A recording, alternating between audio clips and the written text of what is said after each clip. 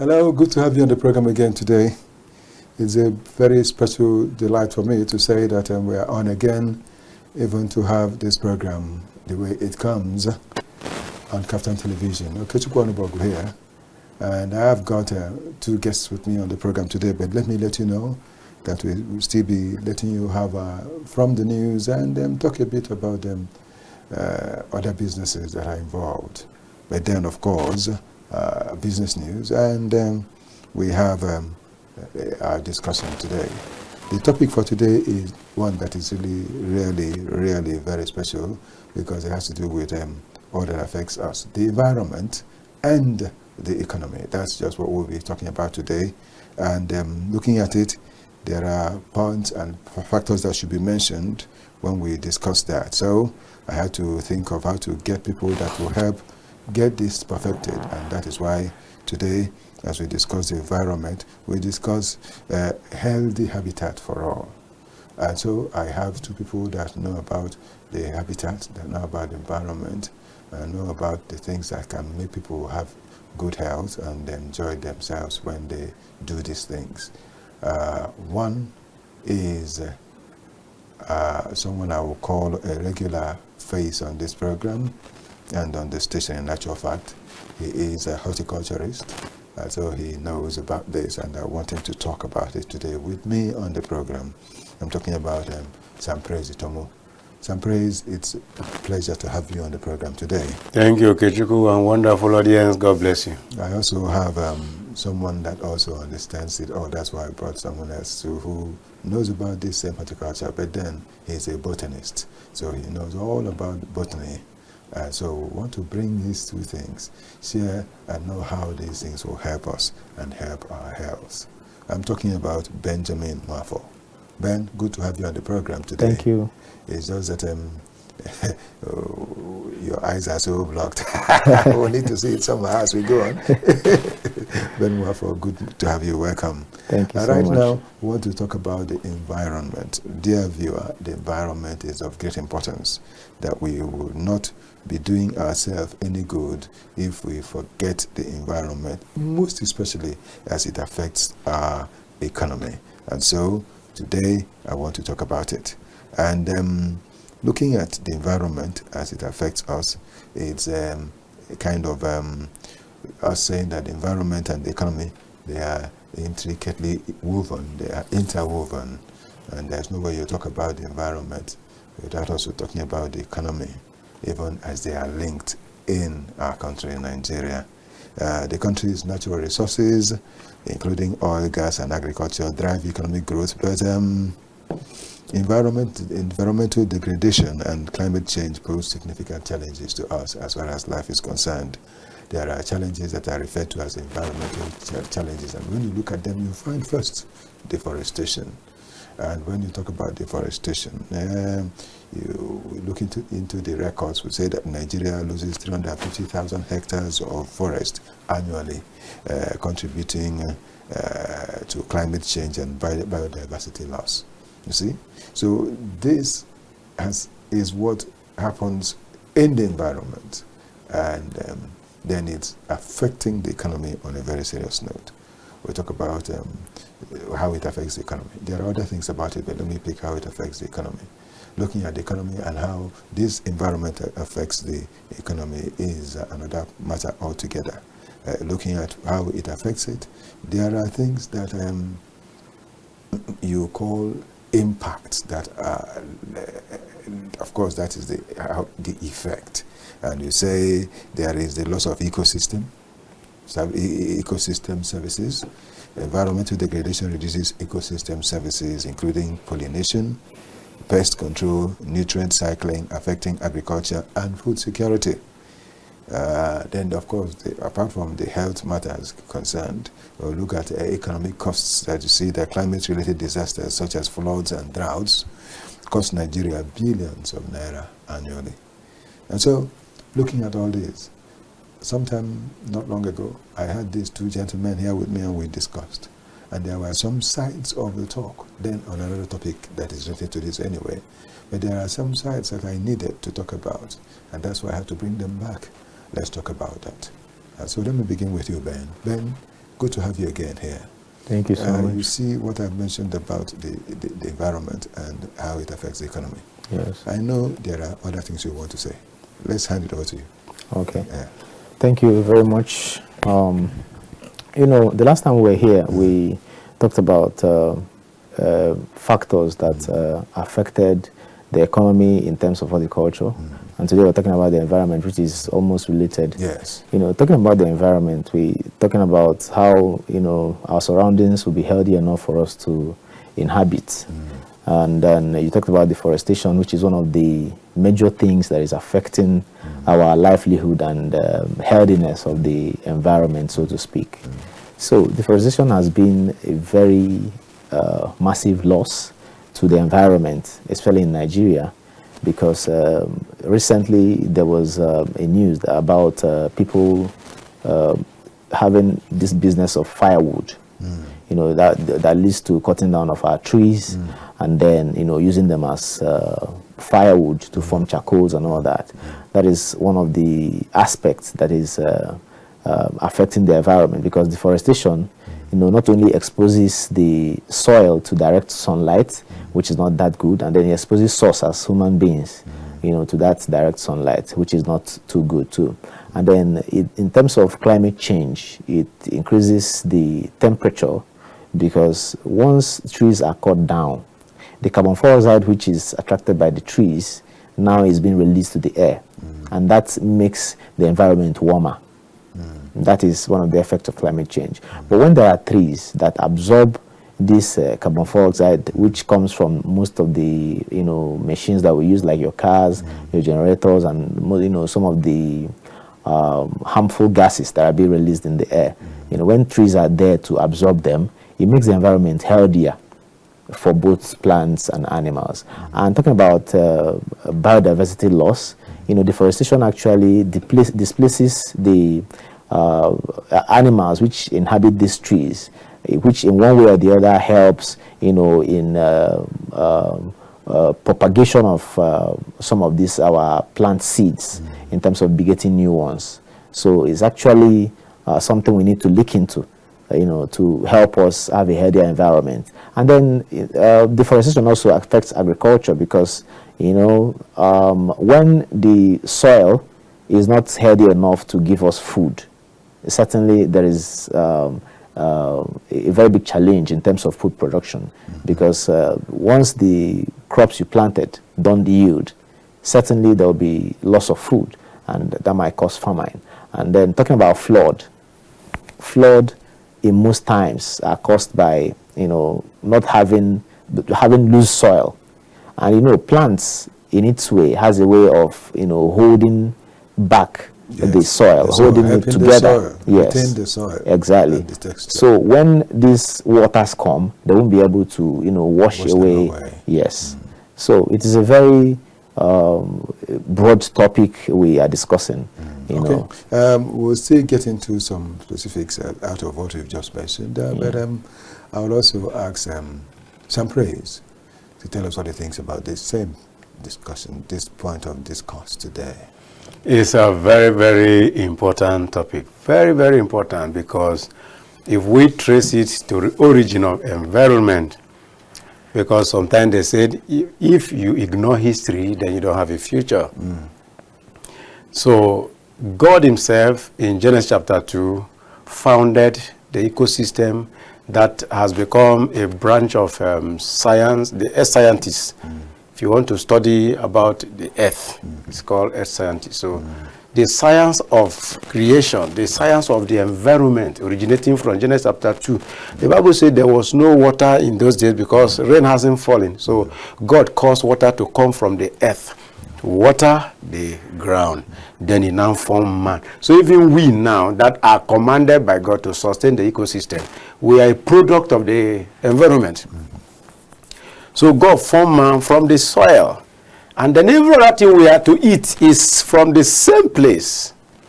So negligence of our environment is tantamount to the obliteration of our existence.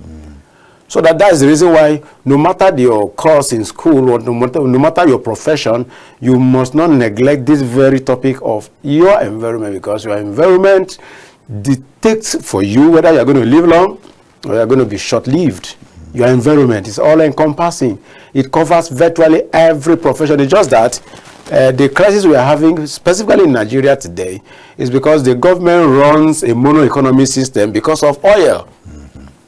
If not, we've been saying it severally, before the advent of oil, we've been on this agricultural program, and because a government that's agricultural minded cannot neglect the building of your ecosystem. You understand? So that the indiscriminate cutting of trees, facilitate all this barrenness we are talking about, which is the meaning of desertification. So the ground becomes so barren that it cannot yield maximally. In those days when I was growing up, I do follow my dad to farm. Do you know that we never use chemical to boost our crops, being yam, cassava, maize, or whatever? But today, try it. Plant anything without appropriate application of either industrial chemical or the manual one, like the manure, cow dung, and what have you. You will find out that those your crops cannot yield properly. Even down to beans. If you are planting beans now, like the month of August is good enough to plant beans because of the tropical environment we find ourselves. But do you know that after you plant your beans, just about a month after, you still have to spray it? Yeah. Failure to do that, you don't have the harvest you are expecting. So it's all encompassing. Maybe for my opening speech, I just rest my case there. Okay, we will still want to talk more about this. And again, as I would say, we want to zero in on most of all how it affects the economy. And there is something I'm thinking about.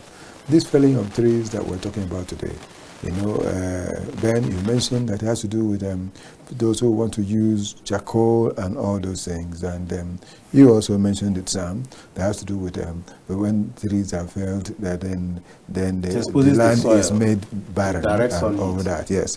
But then I want to say something else. Even the trees themselves that have been, we've seen fallen so many times in this country, the felling of tree in Africa, especially in Nigeria, is entirely different from what it should have been in other places. Because what I know, what I have seen, is that wherever a tree is removed, another is planted in its place. But in our own case, nobody bothers about replacement, you know, so as to do an extension of life and helping the sustainability of the soil. Because trees are felled on a constant note here, and you don't see anybody make effort to plant fresh trees. And one painful aspect of this too, you know, is that the paper we use for the newspapers, it is still these trees that are felled that you can use to produce paper. It is from it that you also produce the tissue, the toilet paper and all that, the serviette and all of these. But our people still import toiletries into this country today. Yes. In spite of the fact that there are some local producers. We have the raw materials. Yes, and everything. In abundance. And the ones that are even producing now are producing something that is of so low quality that you will be angry to buy it. You will prefer getting again from those ones that are imported. And now, creating more problem for the economy. Have you people seen it this way, or am I alone in this? Maybe let him. Honestly, that is an aspect that I think the economy is lacking. Like you rightly mentioned, the production of... In addition to what you're saying, even that pencil, you know, people say they import pencil today, but this is what you can produce with paper, with the trees that have been felled. That's what is happening today. Go ahead, sir. Honestly, you're not alone in that thought, because, you know, these productions are just like what I mentioned last time, the cultivation of trees, arboriculture, in our last topic. And if the economy should be focused in that branch of horticulture, looking at the production of papers, toilet tissues, like you mentioned, pencils, matchsticks, and all that. All woodwork. Look at this table. Even the furnitures, the box of matches. So much. Just to mention a few.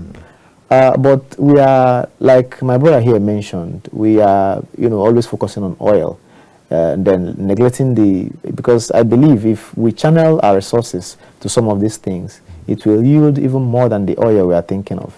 So it is on the government to probably fund that department of agriculture to make sure that these productions are being done here instead of importing. Like we said, indiscriminate felling of trees is something we've been championing a campaign against. The campaign is that you cut down a tree and then plant 10 more. If that campaign is a kind of, disseminated to the right quarters and is implemented and enforced, I believe that we won't have the problems we're having in terms of desertification and then erosion that we're having today that leads to flood. So we should make sure that whenever you're cutting down one tree, you should plant 10 more of those trees to make sure that the tree doesn't get extinct. Because there are some tree types now that you can't even find anywhere else. They are extinct. They are gone and gone forever. You can't find them anymore. So, but by the time you cut down one of those trees and plant 10 more, you still have 10 of its kind still existing, of which through those 10 that you've planted, you can actually use like 1 or 2 or form a forest. It's long time coming. We start talking about having a plantation of a certain kind of tree. Yes. That at we have one place and yes, another place. We have it in different places. Exactly. You can use that as have a factory where you can use these trees to make your papers, to make your furnitures, to make all other things. This will create employment.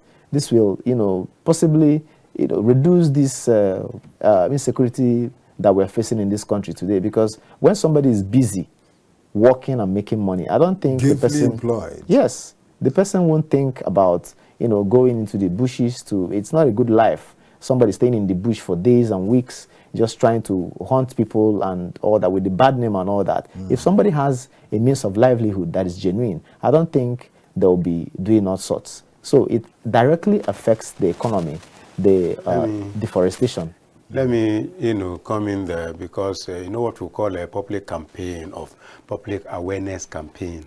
We have a union of AFNAPA, that is all the practitioners of flower, and landscaping. We have a union. So we synergize with the Department of FCDA called Parks and Recreation. So our last joint meeting, we emphasize much on that, and we are going to have a program coming up, I think, in 2 weeks' time. No. So when we bring you there, what I'm talking about, public awareness campaign of this our very topic. Let me tell you something. Environment. Yes, on environment. Because when the people are not aware, do you know what is happening? Instead of going for industrialization, they are going for artificial intelligence. So everything now is artificial. Go to Maitama, go to Asokoro and see most compounds. They interlock or marble everywhere. So that both the house itself is being heated. They don't know. They thought inhaling AC from morning till night, day and night, for 30 days and 360. So they thought that is the best of life. Everywhere is artificial. Yes, you know that is setting you are held back. Exactly. Now, so in actual fact, you're talking about the fact that even creating the interlocking floors is not the best for yes, for a landscaping, for the health of humans in that place. Exactly. If you want that, it can be like a section. A part of this. Yes, a lawn, another side. Then if you are removing, for instance, of course, if you buy 2 plots of land and you want to develop it, you want to build your mansion, so that begins the falling of those trees in that place. Definitely. So what do you now do? What we are now trying to, educate our people. What do you do in that condition? You bring your designers, the engineers, they map out exactly the structure you want. And then those trees you have replaced, you have destroyed. You have economic trees. We have banana, we have plantain, we have cashew, we have mangoes, we have oranges, we have a plethora of all these economic trees. What do? Plot a section where you zone these things, and then grass to retain the humidity of your soil texture, promote the life of your people living in that place, and multiply oxygen. You see, so you are balancing and counterbalancing what you are destroying. You are replacing them in a many better ways, so that your compound, your fence around the masquerade trees are windbreakers. You plant those ones. So when storms and strong wind are coming, early rain and during Hamatan, those masquerade trees, royal palms and all those palms, they resist and destroy the power of that force that would have cracked your wall or remove your zinc. So even in digitalization economy, we can still cohabit with our ancestral foundation. So it's not all about we are trying to copy. Even the whites, go to America and see. They have. A man had 3 plots of land. He just developed one for a house. The remaining is lawns and vegetations. Yes. So well, here we are so blindly and very proud, thinking this digital age. No. So we cannot overemphasize our origin, our source. I want to say that I also want to commend the wife of the president, because he's been talking about the Great Green Wall and the green plants that they are trying to do all over Nigeria. The government has launched initiatives to combat desertification, restore degraded lands, and promote sustainable land use on that Great Green Wall. And the wife of the president has talked about green Nigeria, even that she's carrying out some competition to that effect that all over the country, which for now she says with all that they have seen, that Enugu state is the best, and they are encouraging other states, and that any state that does this well will get about I can't remember exactly the amount. I think it was 500 million or so that they hand over to each state that does well. So that's a great way of encouraging and helping us. But I want to, don't hold on, we'll talk more about that, but then we'll take a break. And what we're breaking on is we want to look at our business news. Then after the business news, we'll return and continue. Now that I've mentioned government, we want to talk. Let's take the business news, please. The trade sector contributed 40.71 trillion naira to Nigeria's gross domestic product in the first 6 months of 2025, signaling its growing weight in the economy as non-oil exports, gas sales, and refinery activity expanded across the period. Assessment by analysts and organized private sector groups indicated that the trade sector's gains in H1 2025 are a result of the prevailing economy policies which have boosted trade between Nigeria and the rest of the world. Data from the National Bureau of Statistics revealed that trade added 14.59 trillion naira to GDP in first quarter 2025 and rose sharply to 26.112 trillion naira in second quarter 2025, representing a 78.96% quarter-on-quarter increase.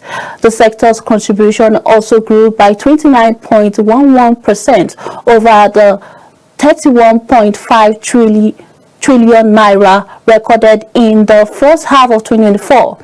President of the Lagos Chamber of Commerce and Industry, Gabriel Idahosa, said the figures aligns with the surge in export-related activities and rising national gas output.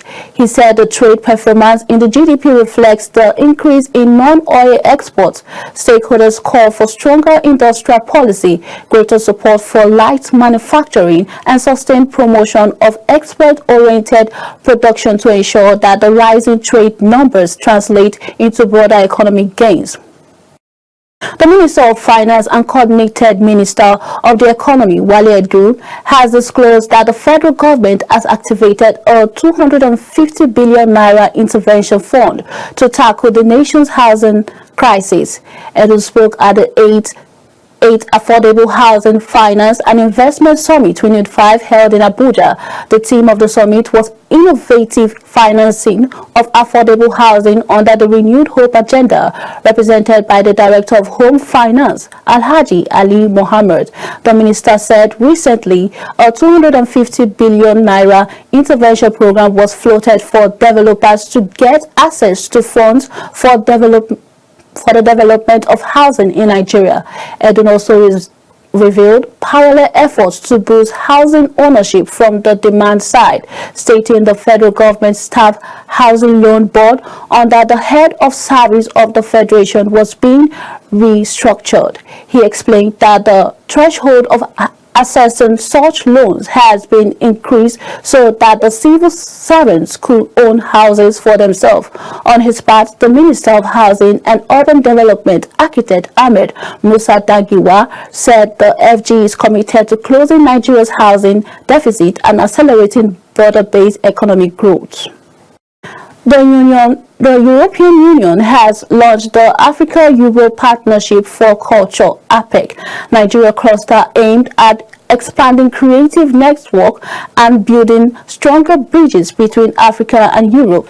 The EU is funding the project with €30 million, and it is to be implemented by Geotech Institute. According to proponents, it is expected to promote international collaboration opportunities for Nigerian artists, cultural organizations, and creative professionals across sub-Saharan Africa and Europe, advancing mutual exchange and co-creation. Speaking during the official launch of the APEC Nigerian cluster in Lagos State, Gautier Mignot, EU ambassador to Nigeria and ECOWAS, noted that culture remains central to sustainable development, social cohesion, and inclusive growth. Mignot said that the launch of the initiative in Nigeria signals the EU's strong support for culture between Africa and Europe. Oh, that was beautiful. Part of it we've enjoyed, and we still want to continue to share things that will help us in every way as far as life is concerned. And in this program, you just had that as a business news. But then we're still talking about the fact that the environment has a lot to do with the economy. And what do we do to get it together? Because in most cases, it seems it is overlooked. But a lot. In fact, I must say something, that the Ministry of Environment in itself is also lacking on a serious note as far as this matter is concerned. Of course. Because the Ministry of Environment, I think all they look at is the fact that you're talking about the gas flaring in South and things like that. But that's not all. There are still so many things that we need to talk about. Yes, I've seen them carry out programs on climate change, but that's where it ends. How has it affected, how has it impacted on the lives of people, and how has it affected the economy? Because it looks like they are not even thinking about the fact that even from that ministry can raise a lot of fund for the government. They think sometimes that you just create these departments and just agencies and just use them to do things and permit me to say, as slush funds, as we have seen in this country. But there is need for it. I like talking about the fact you are a horticulturist.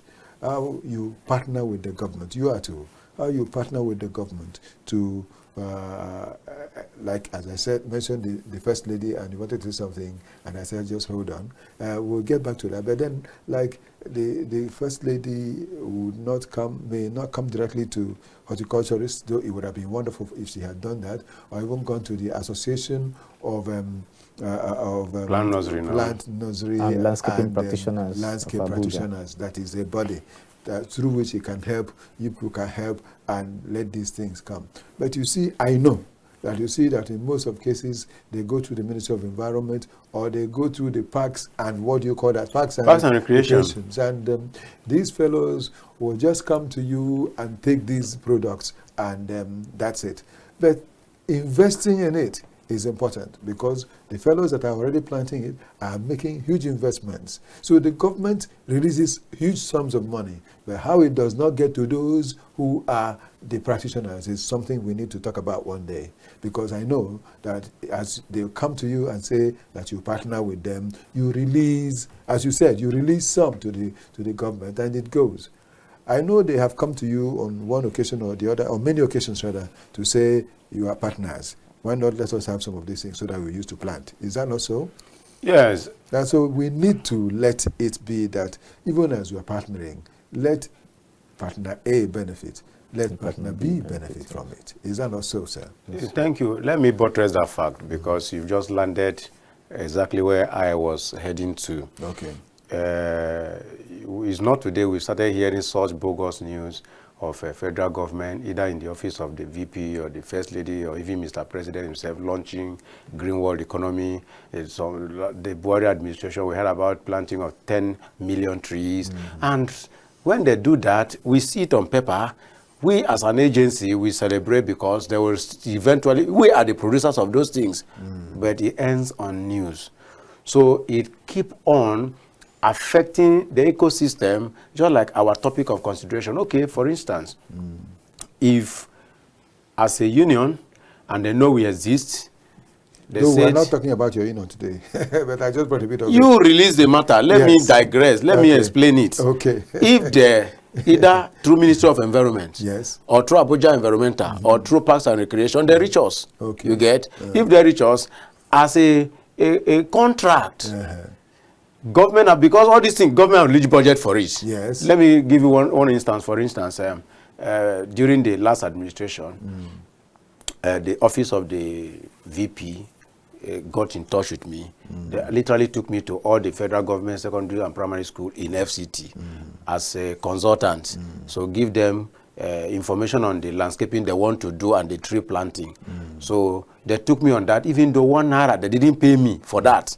So I was now hoping, okay, if they non-aggregate their budget and come, then I will now know how to inculcate my people into the project. I will go, do you know, until that administration finished, nothing came out of that. Meanwhile, they took me more of 2 days of my precious time to go around FCT on that. So it's like they end up using us to make us on consultation and then go ahead, and I don't know how they do all these things. So it shouldn't be like that, because in a civilized economy, if you, as a government, you notice that these people are doing good job for us, what do? You partner with them. Even NGOs can come to you. Oh, you are keeping the environment beautiful, your plant. How are you sustaining your plants? Do you need water? Do you need assistance, like power, so that your workers can charge their phone, so that you can pump? That's what a civilized economy does. But in our own case, if they ever remember us, it is how we are going to contribute our precious plant for government program, and then we go home and sorrow. And then they still come back and task us. Of course, you know this grant rent we are paying, and then every now and then they say, government say, you renew your papers. We start paying 30,000, 50,000, as the case may be. This has been rhetoric, ongoing. So it's as if you are paralyzing the grassroots, who are trying to be encouraged to reduce unemployment and even stop this desertification. So that is exactly the counterbalancing we have been talking about. It has not been okay. Yeah, it has not been rosy. It's been a one-sided affair, kind of. Let me say lopsided in actual fact, because it's the government and government all the time, and the private and practitioners are left to suffer for all they are doing. Well, we are looking forward to seeing something better. Let me ask the botanist, what do you think about all this, and which is the way forward for our environment? I would say a healthy nation for all, healthy habitat for all. How do we achieve this? You know, just like I said before, our health is dependent on the environment. There are a lot of unwanted gases that are in the air, that these plants that we are, dealing with, helps us to absorb in terms of, removing them from the air. And then we have a healthier air out there. So I think, talking about the government. Yes, go ahead, sir. The government has actually, I think I'll use the word failed in that aspect of trying to preserve and conserve the environment. Because talking about AFENAPA, where I'm coming from, the Association of Flower Nurseries and Landscaping Practitioners of Abuja, we are one of the largest plant producers in terms of West Africa. Because I can categorically tell you that people from Chad, Niger, they come into Abuja here to, get these plants. Almost the whole states in the country come here to buy plants. So the country has this heritage and advantage of having our set of people inhabiting the city of Abuja, and they are not making good use of it. Talking about the economy now, we bring people from outside the country to buy plants here. They come, they buy plants, the money we make is absorbed into the system, because certainly the money they are bringing into the country. So we are, contributing positively to the well-being of the economy. So if the government, in the aspects that my brother mentioned, partnering with us to do these tree plantings, to do these green wall programs, I think it will be an added advantage, not minding what we have been able to raise personally in our private businesses. But the government getting involved now, it will make it a larger scale, and we produce more plants that we can, give out both to the government and to those who are coming in from the, outside world. So the government will need to do more in terms of trying to preserve this advantage they have. Instead of, probably you must have heard, some of our gardens are being taken away indiscriminately in the city of Abuja. You wake up one morning and then you see someone tell you that, look, you have to move your plants. Plants are like living things. They are living things, not like they are living things. They're actually living things. And you don't just wake up and move them. Most of them will have to, get that comfortability to be able to be moved from where they are at that particular moment by probably watering them and giving them some time for their roots to, get released from the soil before you can move them. So, but you see some of this. Sometime you're talking about is not 2 months, 3 months. But recently, last week or last 2 weeks, some gardens were displaced. Like 2 or 3 were displaced. Okay. It doesn't take 1 month to move plants from. Most people think it's a very easy business. It is not. It is not. You get your topsoil, you fill it into a container where you're going to, and then you water these plants. Yeah, that's what I was talking about, taking some time. Yes, it takes more than 2 months to have them exactly perfected. Taking care of these plants is not something you do within 1 week. And it's something that will last 2 years, 3 years. Yes. Some people must have stayed in their garden for over, you see a plant that is over 10 years, 13 years, and you ask the person to move it within 1 week. No, it is not possible. It's a painful thing to do. In terms of trying to, remove these concrete jungles that we are building, because you see someone that has a project, you're trying to floor everywhere with cement. Like my brother said, they should inculcate in the FCTA. I don't know who approves designs for buildings and projects. They should inculcate that you should have a place for a green area, a place you can plant your trees. Like for instance, if you go to a car park where you have just a few trees planted, you want to park your car under a shade. Yes. Why? Because that place looks calm. This is the effect of the soil. It protects, and even the color of your car. Exactly. It protects your car and makes your car cool instead of parking under the sun directly. What the plant does is that it absorbs carbon dioxide and then it releases oxygen. The oxygen it releases is what makes the environment cool. If you go to any garden today where you have a lot of plants, the place is always cool. The temperature is always different. Thank you very much. And more examples, just like you said, Enugu is the best, like they said. Yes, the one that is close to us here. Yes. If you're coming from the airport road, let's say you're coming from Gwagwalada into the town, from immediately after the airport, there is this, hotness within that environment. This is because of the fact that you don't have enough of trees there. There used to be these things that we used to see years back along the expressway and at the center of the road. Yes. You see such trees well planted, beautifying These are things, the place and helping. Cattle headers don't allow that. These are things the government should look into. Cattle headers don't allow they don't allow that. These are things the government should look you are into. planting, you are going, they come and eat and vandalize. And Yes. I said they climb it, even butcher it down, and agencies are passing, government agencies are passing. These are like people, you don't touch them. That's the idea. The government so should even make the good policies. idea that they are trying to bring out is not being sustained and protected. Benji, you are talking about, see, this one happened in my garden just last week. Policemen came there and set a lot of flowers on fire. I have the captured. I first of all asked one of them. I said, can I video this thing so that at least somebody, they say I should not try it. So when they left, the fire was still burning. I snapped and video. Why? He said thieves follow that place and enter the big man house. That is from your neighbors. Did you see that? Yes. No, I am now, because the Baba they had a problem, then the person that gave him sold the place to me. Okay. You understand? Okay. So now, Okechukwu, I'm coming. The idea that gardeners are non-entities is a problem. That's number one, because the government, like you said, the government are the one propagating this idea. When it comes to all this project, they don't give it to us. Rather, we hear it on news, and then the agencies in charge now come to oppress us. Now, when you are milking us, you are not partnering with us. Then, this dry season, we will never see any government agency come to say, how do you get water? Rather, the last law that they enacted, they said, if they come to capture your environment and they see that you don't have stable source of water, they will obliterate your garden. You forfeit it. That's what they said. Instead of partnering with you to sustain your little enterprises, no.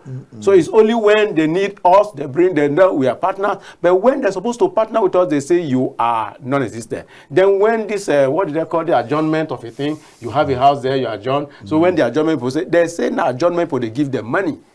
So that we cannot give them money. So because of that, that aspect of the economy is being squelched in style. It's being undermined. Well, we'll see. We are employing laborers. We are bringing, sustaining the ecosystem in a bigger way than any other industry. Okay, look at this Niger Delta issue we are talking about. When the gas flaring is ongoing because of milking of the oil in that environment, do you know that even the lakes and rivers in the south, our area there, it's toxic. Fish are dying. The species of fish we normally eat in those days when we grow, you can't find them again. The hippos, you can't see them again. I grew up seeing hippos in our river, crocodiles. These are like tourism program.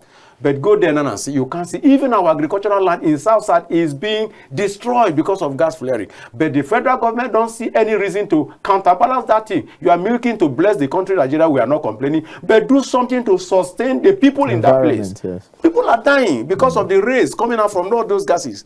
Oh, well, we'll still find time to still say more of these things, but at this stage we will think of rounding off what we started and how to conclude. I want to say that it's been good sharing these moments with these gentlemen, but before we take our leave, I want to take parting shots from you both. Let's begin with you, Sam. I always give my the precedence. This time I ask you to do so. All right. I'm always pleased to be here, and from the other side, I always advise that no matter what we are seeing in our nation and environment, we should always remember that the origin, we call him the Alpha and Omega, the originator of all things is God. So let us always drive ourselves back to God in prayer, in fasting, asking him for his kind intervention, and we are going to have a greater future. Why? To him that is joined to the living, there is hope. God bless you. And to you, Benjamin. Yeah, I'm glad to be here once again. And I would like to say that from the topic of today, everyone living will want to live better. And to that effect, always protect your environment by planting trees and then avoiding the felling of trees indiscriminately. Thank you very much. Well, I would say that I remember while I was quite a kid, seeing trees that are felled in the south and Cross River State region then, and how they are replanted. Others are planted all around to ensure that the place remains green. And then those trees, I was told then, I remember growing up, that those trees are the things that will give us money, that it was all economic.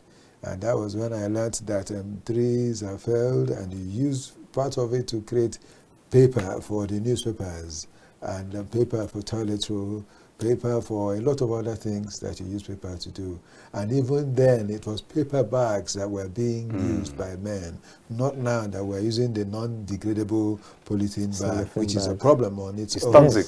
It's very toxic. It stays for 99 years before it gets to... It's non-biodegradable. Yes, and but if it were to be the normal paper bags that we were using, I mean... It's go back to manure. Yes, within a few days, it gets deteriorated and it returns to being turned to manure. I wish also, because this is another side of this story, that our supermarkets and our markets that we have today will do less of these toxic polythene bags, plastic and all that, and return block to our paper sewage systems. And return to paper to help. Because I know that even some of those ones that were produced, then they will produce, I really saw, and even practiced myself, they will mix the paper with starch. Yes. And after that, they will now use to build a bag. And that bag water will not destroy. Because today people will tell us, water will destroy, that's why we're using waterproof. It's not true. It's just because people don't want to do the right thing and get the right result. I hope that they will remember that there have been times these things were in existence and people lived well. Why not let us return to it? Thanks to Lagos State government, because Lagos State government wiped away the fact that people should not use the takeaway packs, that worst of all. Those plastics, yes.